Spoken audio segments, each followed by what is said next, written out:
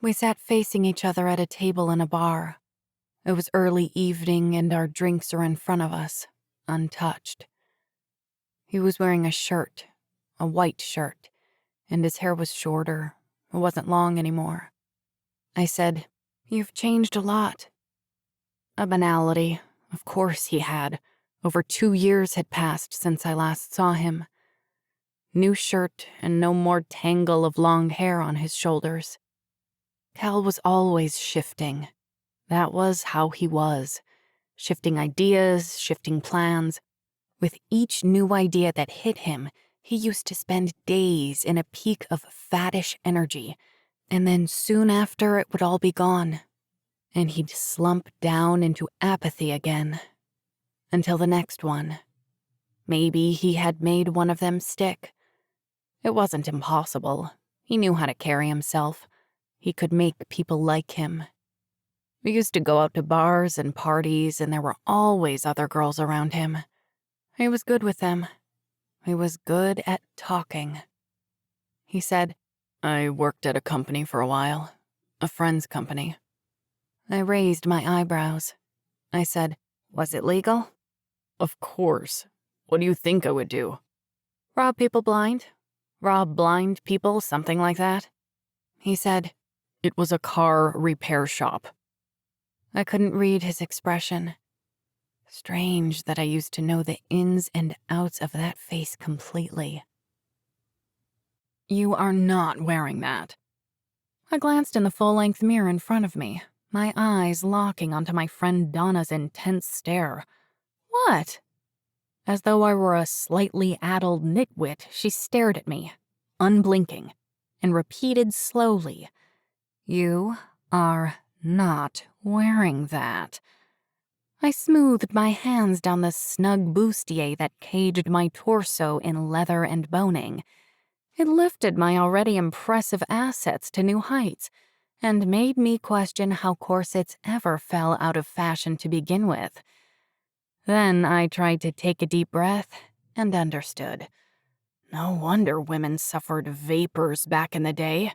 They probably passed out due to oxygen deprivation. "I'm not sure who exactly you think you are, Donna, but newsflash, you're not my mother, and I can wear whatever in the hell I want." She threw her hands up and fell back on the bed. "Fine, fine. Just don't come whining to me when one of the werewolves actually does hump your leg like a dog. Those guys can't control themselves, especially around boobs." I rolled my eyes. I'd met several werewolves since the day that they helped rescue my friends and me from the clutches of evil vampires.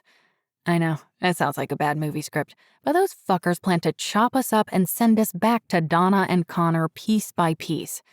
It didn't seem much like a B-movie at the time.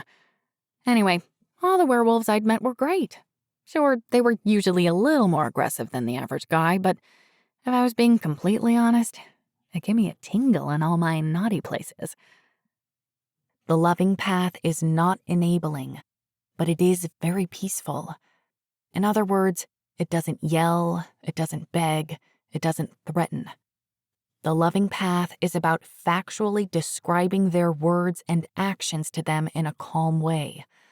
A way that shows your love, empathy, and non-judgment. Imagine a shield of denial surrounding every person who's struggling with some addictive behavior. The loving path allows your words and your feelings to bypass that denial, to go under the shield, and to reach their heart from your heart. Next to me stood one of my best friends, Rochelle. She reached over and took my hand, squeezing it gently. The gesture, from someone who wasn't outwardly affectionate in the first place, meant a lot. Oh, how I needed it. "Look, you've obviously got me confused with someone else." Bewildered, she shrugged her shoulders. "My name is Victoria Ashton, and I don't know this Vicky person." "Memory loss? Your creativity astounds me, my dear." The condescension in his voice made the hair on the back of her neck stand upright. Sex appeal or not, the man was an arrogant bastard. Victoria narrowed her eyes at him.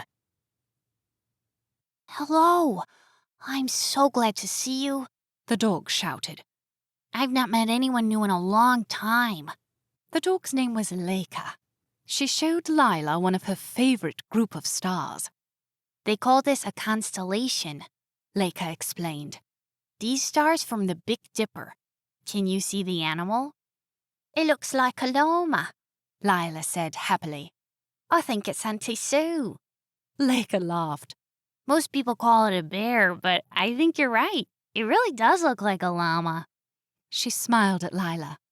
"Let's go meet some of my other friends." First, they met a tabby cat named Felix. The cat was very happy to see them. Did you bring any mice? "I'm sorry. I didn't think I'd meet a cat. Are you hungry?" No, but I haven't hunted a mouse in a long time. I miss it.